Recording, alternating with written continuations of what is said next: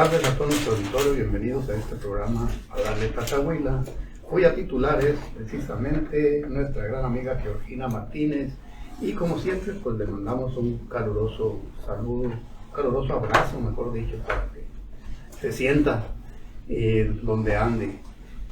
Igual le agradecemos a Paul Villegas también que nos permita estar a esta hora con ustedes, lo que le hemos denominado la hora de los cronistas, comentando sobre nuestro quehacer, lo que escribimos, lo que promovemos, lo que difundimos, lo difundamos y todo lo que estamos haciendo precisamente en este municipio y en el estado de Sinaloa. Y como siempre, pues le agradecemos a Jaime Félix Pico. Buenas tardes, Jaime. Muy buenas tardes, Francisco. Saludamos a nuestro auditorio. Luis Antonio García, que como todos los lunes nos acompaña también. Aquí como todos los lunes, recordando Tres Patines. Amigas y amigos, muy buenas tardes. Agradecemos a Natanael Cano, que está ahí en los controles, y a Marcos Guerrero, que es el que graba este programa y él lo sube a las redes, así que si usted está pendiente o se pierde este programa o lo deja pendiente, pues lo puede ver también en las redes sociales. Su servidor Francisco Padilla, cronista oficial de la ciudad de Culiacán. Hoy vamos a comentar precisamente algo que creo que dentro de las efemérides de México es una de las más importantes, porque hace alusión, Luis Antonio hace alusión precisamente a uno de los grandes caudillos de la revolución. Creo que fue una de las personalidades más coherentes, más persistentes también en sus demandas. Además creo que está considerado como un luchador social. Creo que es una de las figuras, de las pocas figuras que se salva de la revolución, ¿verdad? Aun cuando como ser humano haya tenido también sus desaciertos, sus errores, como todos los tenemos, pero si los fijamos en términos de la Revolución Mexicana, en ese periodo que le tocó estar al pie del cañón, como decimos, creo que es una de las figuras emblemáticas e icónicas más claras en su forma de pensar, en su lucha, y nos referimos precisamente a Emiliano Zapata. Este día 10 de abril pues se van a conmemorar 106 años, más que de la muerte, del asesinato, Jaime. Fue un crimen, una emboscada que le dieron ahí Pablo González y Guajardo, Jesús Guajardo. Lógicamente que tenía la venia de Venustiano Carranza y Álvaro Obregón, no creo que haya pasado, que haya sido una iniciativa personal de ellos, el haber fraguado precisamente la muerte de Emiliano Zapata, que ya para ellos pues, ya representaba una piedra en el zapato, ¿no? Sobre todo desde que se enemistó con Madero, precisamente cuando le reclamó a Madero que ya habían triunfado, pues había que repartir las tierras por las que tanto luchaban ellos, pues el zapatismo allá en el sur, y pues no tener respuesta, pues lógicamente hubo rompimiento. Lo mismo pasó con el constitucionalismo, ¿no? Cuando llega Carranza, Obregón, Calles, todo este grupo de élite militar de Sonora, pues pasó lo mismo, ¿no? Empezó a exigirles que se cumpliera con esta demanda que se había generado en la revolución, que era el reparto de tierras, y sobre todo en ellos, porque en el sur pues eran tierras que tenían que ver con comunidades, ¿no?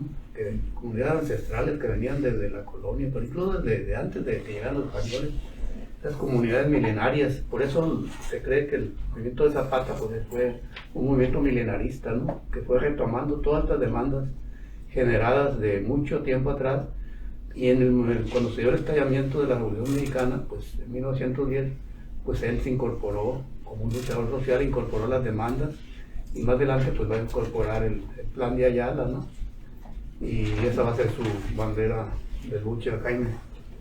Así es, fíjate que haciendo una suerte de línea del tiempo en donde se inscribe todo este contexto histórico-social en que aparece esta gran figura, líder de la Revolución Mexicana, podemos arribar hasta el momento de su asesinato, como ya lo mencionaste, en el año de 1919, 10 de abril, justamente, pero viendo todos estos hechos, sucesos que han ocurrido desde junio de 1910, en que se concluyen las elecciones que dieron la reelección a Díaz en junio de 1910, elección pues que se clasificó como una elección fraudulenta, en la cual Madero pues perdió la competencia política a la que estaba aspirando, y es por eso que se inconforma de tal manera que inmediatamente lanza el famoso Plan de San Luis en octubre, después de junio que fue la elección, en octubre 15 de ese año 1910, lanza el Plan de San Luis y lo convoca a un movimiento nacional para pues tumbar a esta dictadura que llevaba más de 30 años, o iba empezando su cuarta década de Porfirio Díaz. En este Plan de San Luis, pues obviamente que hay dos valores intrínsecos en la proclama, que son precisamente el respeto al voto, el voto libre, secreto, que es el sufragio, pues, sufragio efectivo, así viene el lema, digamos, de Madero, y la no reelección, que es la parte en contra del régimen en vigor. Y bueno, estos dos valores, sufragio efectivo, no reelección, se contrastan con los valores que están intrínsecos en el Plan de Ayala, de Emiliano Zapata. El Plan de Ayala pues fue proclamado en el año 1911. Creo que fue una respuesta precisamente a las exigencias que le hacían a Madero, ¿no? Así es. Emilio Montaño lo redactó. Emilio Montaño es uno de los intelectuales que estaba cerca siempre de Zapata. Incluso si nosotros leemos un manifiesto a la nación que por ahí se emitió en octubre de 1913, ya dentro del periodo del gobierno ya de Victoriano Huerta, este gobierno espurio que había depuesto a Madero y lo había asesinado. En ese periodo, en esa etapa, es cuando Zapata hace un manifiesto a la nación, en donde podemos imaginar la situación que se vivía en la política en ese tiempo, los grupos cómo estaban divididos, cómo se confrontaban. Zapata declara traidor a Madero en ese manifiesto, e incluso se queja de que su plan de Ayala, el plan de la villa de Ayala es el correcto, en donde él pues aspiraba a la justicia que habría que hacerse a todos aquellos comunidades, muchas indígenas que habían sido despojadas de sus tierras. Precisamente pues es el valor de la justicia social que está intrínseco a este Plan de Ayala. Fíjate, Jaime, que este Plan de Ayala tenía que ver un poco para legitimar el movimiento zapatista, ¿no? Porque a Zapata pues siempre lo calumniaban, lo adjetivaban como un bandido, como un grupo de bandidos, pues en la Tila del Sur en que empezaron a llamarle, ¿no? Entonces, este Plan de Ayala precisamente fue como una especie de manifiesto para tratar de legitimar que efectivamente era un movimiento revolucionario que tenía base sólida y que tenía demandas muy concretas, que era precisamente el reparto de la tierra, ¿verdad?, que tenían acaparados los hacendados azucareros de ahí de Morelos. Bueno, ahorita vamos a volvernos, se nos vaya, en un rato más regresamos con esta sabrosa plática. Bien, ya estamos de regreso en este programa de Tatahuila con sus amigos los cronistas. Estamos en una conversación así muy sabrosa, sobre todo porque este 10 de abril es aniversario luctuoso de nuestro general, ¿no? Así de Emiliano Zapata. Y estamos comentando precisamente sobre este plan de Ayala que le dio legitimidad a su movimiento para un poco tratar de reducir o un poco enfrentar este desprestigio que tenía. Fíjate, yéndonos un poco al presente, sobre todo porque la figura de Emiliano Zapata, no sé si sea la más icónica, porque es una figura que siempre aparece en todos lados, en el cine, en la televisión, en las fotografías, los corridos, incluso pudiéramos decir que es un personaje universal. El ícono con el que se difunde la imagen de Emiliano Zapata se dice que es el que tiene más reproducciones en toda la historia de la gráfica del mundo. A ver, tú... Bueno, hubo varios, hay varios íconos de la revolución, está Villa, está Madero, sin duda alguna, pero a diferencia de todos los demás, Zapata no quería ser presidente, o sea, se diferenciaba de otros líderes revolucionarios. Zapata nunca buscó el poder político para sí mismo, siempre fue firme en su objetivo, devolver la tierra a los campesinos. Él no era un militar de carrera. Zapata no tuvo formación militar formal, pero era un estratega nato. Su conocimiento del terreno y su liderazgo le dieron ventaja sobre sus oponentes. Su caballo era famoso, montaba un hermoso caballo llamado As de Oros, que aparece en varias fotografías históricas. Era símbolo de su elegancia y autoridad. Su imagen durante mucho tiempo fue manipulada por sus enemigos. Después de su muerte, hablando de lo que es la iconografía, se difundieron fotografías falsas de su cuerpo para convencer a la población de que realmente había sido asesinado. Fue traicionado, murió víctima de una emboscada planeada por el coronel Jesús Guajardo, quien fingió querer unirse a su causa. Fue asesinado el 10 de abril de 1919 en Chinameca, Morelos.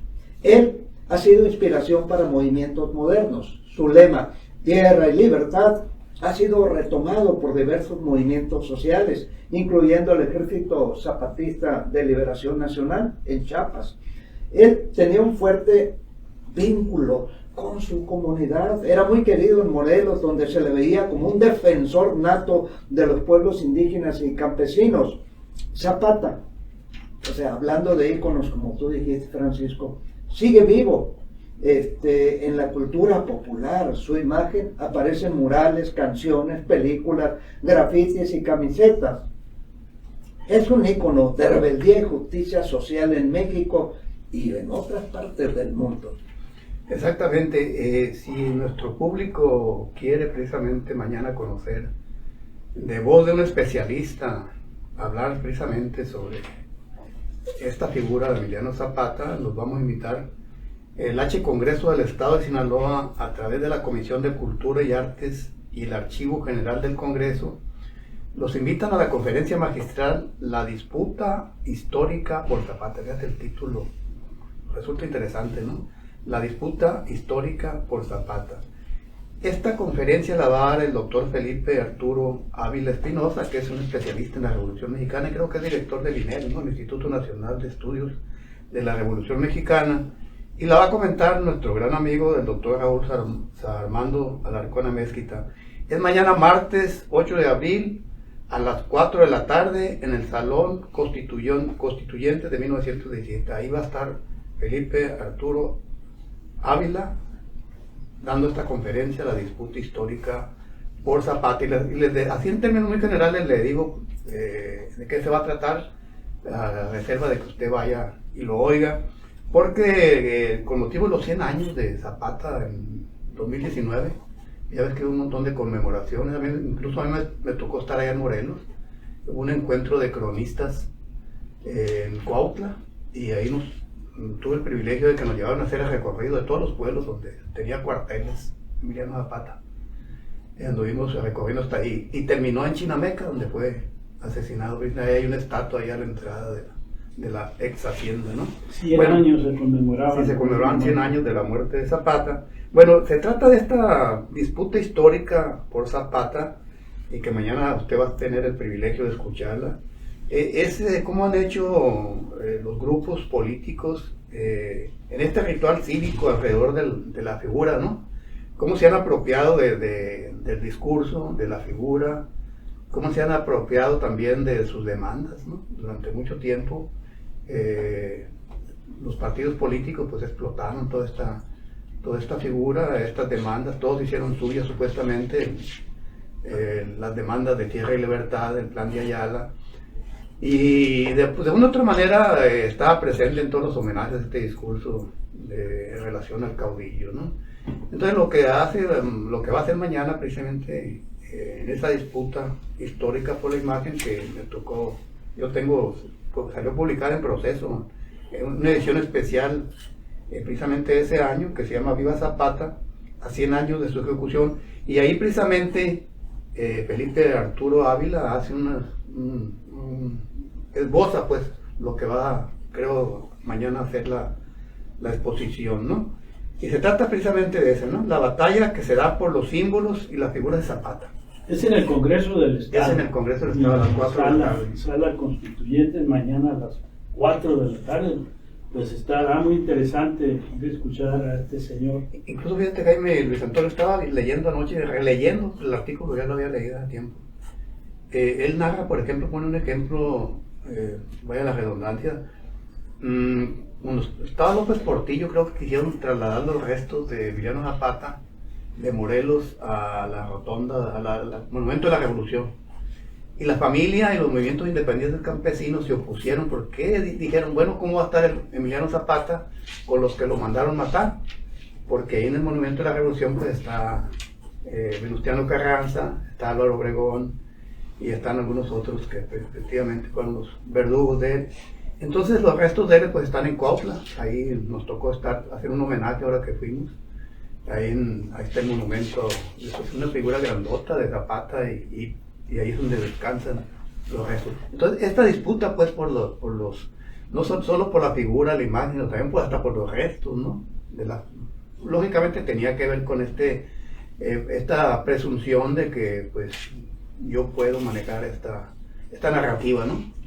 Sí, es una figura realmente pues histórica y por supuesto que todo mundo que tenga algún interés particular relacionado con su propuesta pues ideológica, digamos, o su pensamiento social, pues tiene que ver una disputa, ¿verdad? Porque cada quien le dará su y creo que a futuro va a ser así, ¿no?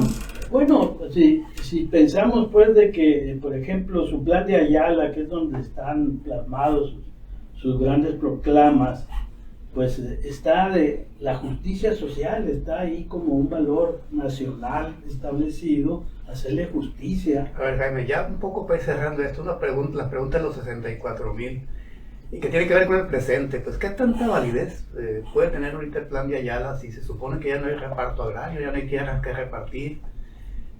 Aunque todavía está presente el problema de la justicia a los campesinos, ¿no? Y sobre todo pues a la clase indígena, que todavía es la tierra comunal, vaya.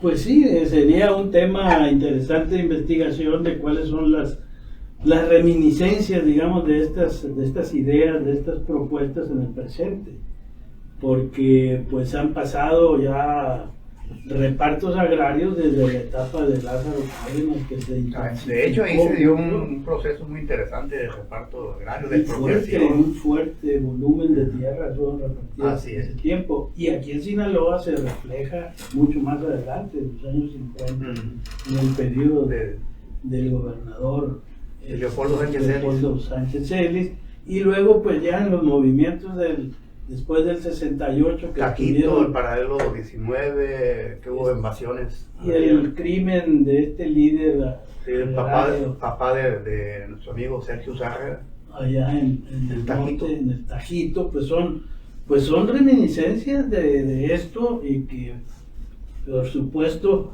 si esto no se haya llegado a concretar tal cual lo pensó Zapata, pues siempre estará vigente está vigente en el imaginario del pueblo mexicano, pues que hay una deuda ahí muy grande todavía de los gobiernos de llegar a concluir esto, pero pues ya en esta modernización, en esta etapa que estamos viviendo, pues ya tiene otra dimensión. Bueno, sobre todo... Espérame, ahorita volvemos, porque vamos a ir a una pausa, ahorita no nos vaya, ahorita regresamos con usted.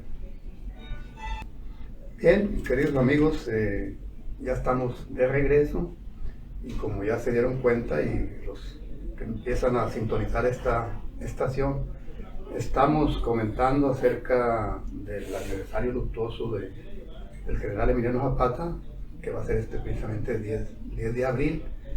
Creo que va a haber una conmemoración aquí en el Palacio de Gobierno. Antes se hacía ya por el Zapata, donde está el caballito. Ahí se hacía, me acuerdo que un evento muy grande. La concentración. No sé, creo que ahora va a ser aquí en la explanada.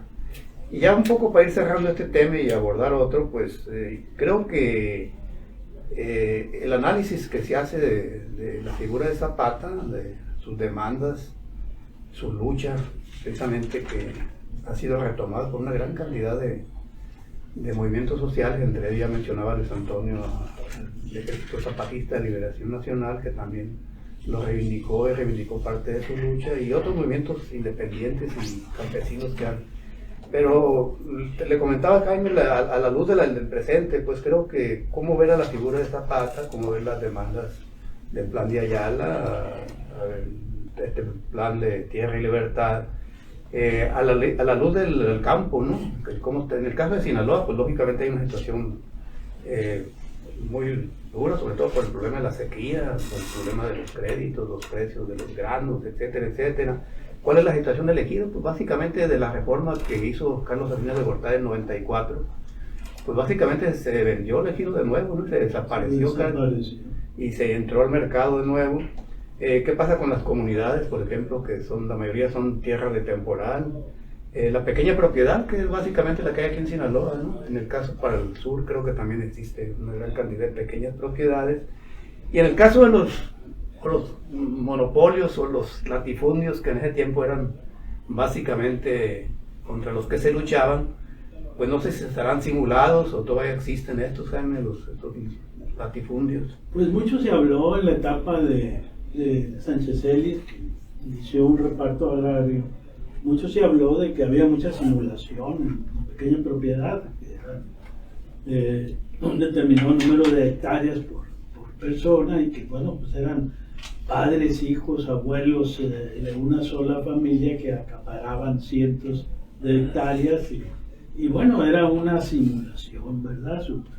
Y eso pues daba pie a seguir exigiendo estas demandas, ¿no?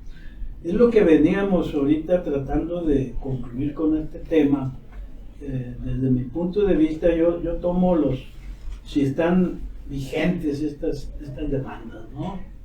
Yo digo, cada época México ha tenido los reflejos de esta demanda de una manera determinada, ¿no? La demanda de justicia social es obvio, ¿no? Es obvio.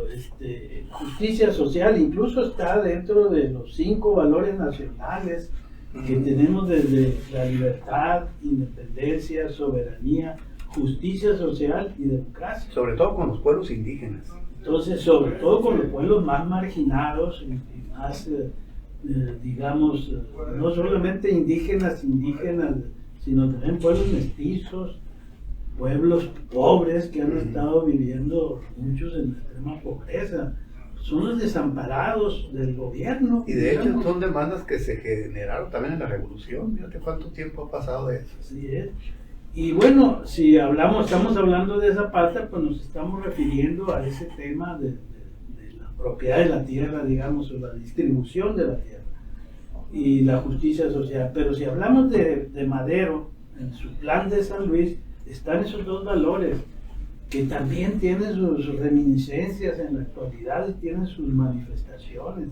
¿Qué es la democracia? La democracia, el voto, el sufragio efectivo, el sufragio efectivo y la no reelección. Ahorita pues estamos viendo transformaciones en las leyes correspondientes a las elecciones que son vamos a decir, un retroceso al organismo autónomo independiente que regulaba las elecciones, que era el INE. Ahora va a pasar a ser regulado por órganos al interior del Poder Ejecutivo. Y luego, lo que se refiere a la no reelección, pues también tenemos ahorita en disputa en la Cámara de Diputados, a propuesta de la presidenta Sheinbaum, acertadamente promoviendo la no reelección de los cargos de diputados, presidentes municipales, gobernadores, que desafortunadamente no tuvo la respuesta esperada, que era que esto entrara en vigor precisamente en el 27, que es donde hay nuevas elecciones. Bien, Jaime. Pues ya para cerrar este tema, invitarlos de nuevo mañana a las 4 de la tarde en el Salón Constituyente del H Congreso del Estado de Sinaloa. Es una convocatoria que hace la Comisión de Cultura y Artes del Archivo General del Congreso.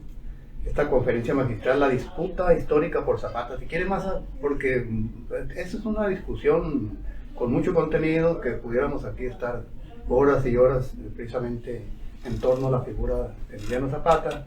Pero si usted quiere informarse más precisamente por un especialista en la Revolución Mexicana, que es el doctor Felipe Arturo Ávila, mañana a las 4 ahí en el Congreso del Estado lo esperamos, ahí vamos a estar pendientes.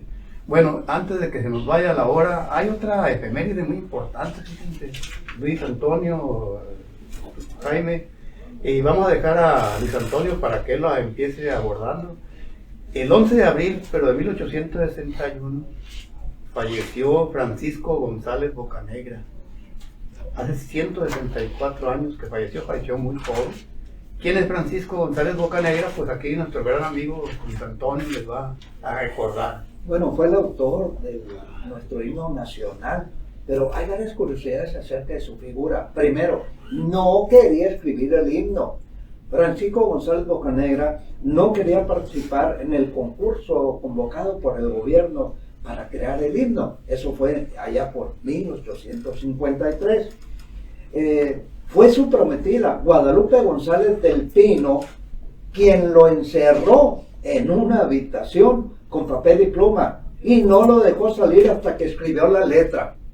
Imagínense el carácter de la novia, ¿no? Pero fíjate, Luis, que hay que recordar lo que pasó aquí en Culiacán con Chuy Andrade también. Sí. Que le encargaron una, pues Culiacán, a Culiacán en el festejo en los primeros festejos de la fundación de Culiacán, y fue una señorita que no sé si era su novia que también lo agarró y lo encerró y lo mandaron sacar hasta que el presidente municipal lo sacaba hasta que terminara la poesía, que es una bellísima poesía. Bueno, yo tengo entendido que fue el presidente municipal que lo mandó a encerrar, porque Chuy Andrade se la pasaba en la bohemia. En la borrachera. Sí, en la borrachera. Sí, pero tenía su inspiración. No, era grande, como poeta fue grande. Y se acercaba la fecha ya de que iba a haber una conmemoración sobre la fundación de Culiacán, y el alcalde había invitado al cónsul de España a la celebración. Entonces le pidió que hiciera una poesía que recordara la fundación de Culiacán y en el cual se mencionara al fundador, al cruel conquistador Nuño Beltrán de Guzmán. Y pasaban los días y no salía de la cantina, hasta que finalmente el alcalde lo mandó a prender, lo metió en presión y dijo: de aquí no sales hasta que me entregues esa composición. Bueno, pero vamos a hablar de Chuy Andrade. Bien, pero vamos. Estamos hablando de Francisco González. Francisco González Bocanegra se dice que lo escribió en tan solo 4 horas. Escribió los versos del himno en menos de 4 horas, y cuando terminó los pasó por debajo de la puerta de su prometida. 8 de estas estrofas, ¿no? Estos versos terminarían siendo los versos inmortales del himno nacional mexicano. Él era poeta, no músico. González Bocanegra no compuso la música, solo escribió la letra. La música fue compuesta por Jaime Nuno, un músico de origen español que también ganó el concurso convocado para ello. Era muy joven. Cuando escribió la letra del himno, Francisco tenía apenas 29 años de edad y ya era conocido por su talento como poeta y escritor. Murió también muy joven. Y sin haberle dado el premio. Vamos a contextualizar ese momento para que nuestro público pues ubique bien dónde nace, en qué año nace el himno nacional. En 1853, a partir de una convocatoria que hace el presidente Antonio López de Santana. Esto quiere decir que este es un himno nacional que se aprobó en base a esa convocatoria y que se interpretó por primera vez el 15 de septiembre de 1854, el año siguiente de la convocatoria, y que fue interpretado por una compañía de ópera italiana en el Teatro Nacional, que se conocía entonces como el Teatro Antonio López de Santana. Pero también hay que tener en cuenta que desde 1821, cuando se consuma la independencia de México, ya hay la necesidad de tener un himno nacional. Y hubo muchas propuestas de himnos nacionales entre 1821 y 1853, que es cuando ya prácticamente los himnos que se habían compuesto anteriormente no tuvieron el impacto que tuvo este himno por ser este señor. Y fíjate que este señor González Bocanegra, para orgullo de muchos cronistas que nos interesan los archivos, trabajaba como archivista de la Secretaría de Fomento Económico. En San Luis Potosí. Él también es de San Luis Potosí. Y bueno, se interpreta por primera vez el 15 de septiembre de 1854, y luego a partir de ya la restauración de la República, que se logra en la etapa de Benito Juárez, es quien le empieza a dar más difusión. Hasta 1868, 1869, ya Juárez sí lo promueve más este himno, y tiene pues muchos momentos en que está muy vigente y otros momentos en que no. Jaime, vamos a ir a la última pausa de este programa. No se nos vaya, ahorita regresamos, estamos comentando acerca de Francisco González Bocanegra, que fue el que le dio el contenido, la narrativa a nuestro himno nacional. Ahorita volvemos. Bien, ya estamos aquí con sus amigos los cronistas y estamos ya en la recta final de este programa, a darle tatahuila, y estamos ya para cerrar esta sesión de hoy pues comentando acerca de Francisco González Bocanegra, que el próximo 11 de abril cumplirá 164 años de fallecido, y estamos hablando de su vida porque creo que es una vida rescatable, Jaime. Creo que, sobre todo porque el himno nacional pues es uno de los símbolos patrios, ¿no? Junto con la bandera y el escudo, y es un himno pues que de otra manera es parte de nuestra identidad, nos cohesiona. Cuando lo oímos cantar nos enchina el cuerito a veces. Oye, Francisco, que murió sin que le pagaran él. Exactamente, yo creo que Jaime pudiera hablarnos sobre eso, porque Jaime ha participado mucho, bueno, Dios lo ha acompañado en esto de los símbolos patrios, Jaime. Así es, pues sí tenemos tiempo ya, el Día de la Bandera Nacional, uno de los 3 símbolos patrios que tenemos, el escudo, la bandera y el himno nacional. Cada uno de estos son símbolos políticos que nos dan identidad y que nos llevan a una unidad, a una cohesión social, que es lo que busca el establecimiento de un símbolo. Si nos remitimos al escudo nacional, nos vamos a remitir a los aspectos fundacionales de nuestra nación, no a partir de la conquista, por supuesto, sino a partir de la etapa prehispánica, principalmente durante la vigencia del pueblo del Imperio Azteca, en donde ya el águila ya forma parte de del pensamiento y de toda la cosmogonía del pueblo mexica. La bandera nacional es un símbolo que nos habla a través de su evolución hasta llegar a la figura que actualmente tiene y el formato que actualmente tiene la bandera. Nos habla de todas las etapas históricas por las que ha atravesado este símbolo, que ha sido representado de distintas maneras, en forma de banderines, en forma de estandartes, y los cambios que ha tenido a partir del momento en que se adopta oficialmente la bandera tal cual lo tenemos con los 3 colores, verde, blanco y rojo, en 1821. Pero tenemos el antecedente anterior de la bandera trigarante, cuando se firma prácticamente el Plan de Iguala, en donde ya se proclama y se toma el acuerdo de llevar a cabo la independencia de México. Y el himno nacional implica valores cívicos y morales muy, muy fuertes, también que son parte de nuestra identidad, porque nos convocan a la unidad, a fortalecer nuestro sentimiento de pertenencia a una patria, el patriotismo, también al sacrificio para enfrentar cualquier injerencia de algún invasor extranjero, enfrentarlo con valor y tener pues a un pueblo dispuesto a no dejar que nadie intervenga y nos conquiste, ¿verdad? Adicionalmente, pues está por la defensa de la libertad y la soberanía, un valor nacional que también tiene sus manifestaciones en el presente. Oye, Jaime, fíjate que ahorita que comentaba Luis Antonio que no le entregaron nunca el premio a González Bocanegra, incluso durante mucho tiempo, final del siglo XIX, jamás se supo del himno, de la letra, ¿no?